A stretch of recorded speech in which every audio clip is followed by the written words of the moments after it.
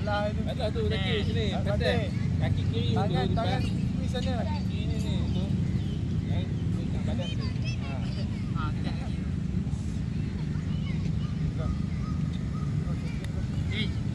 Butterfly, go butterfly. Ni macam ni tinggi ni.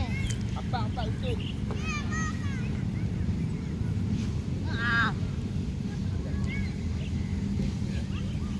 Ini kan. Oh, itu.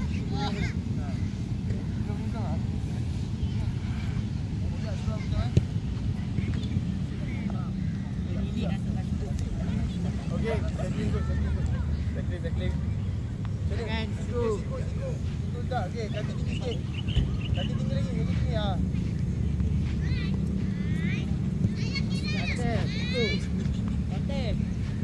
Patah.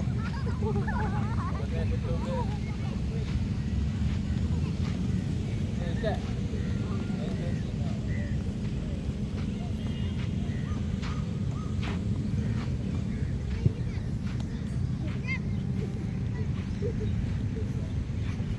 Okay, change. Merah. Merah macam dia. Balik. Pelan.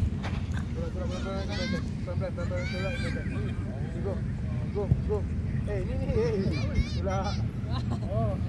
Okey, pelan-pelan. Betul lah tadi kat sini. Tolak pelan-pelan ke atas. Bukan pampi.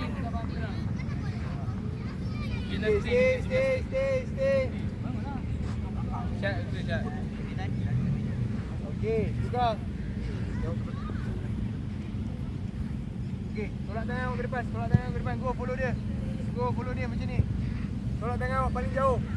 Untuk awak rapat dengan awak punya teammate. Betul. Aduh. Rapat. Ni apa ni? Rapat lagi. Mati tu. Rapat. Okey, tolak tangan awak ke depan. Straight. Tangan straight. Salah, Wasif. Salah. Tak aim. Tangan straight.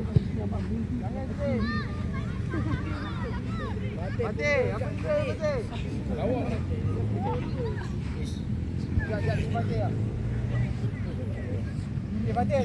Tangan straight, Mati. Tolak paling jauh. Tengok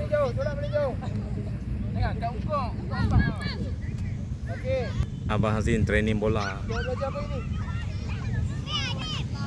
Montai. Okey. Dia bagi. Ya.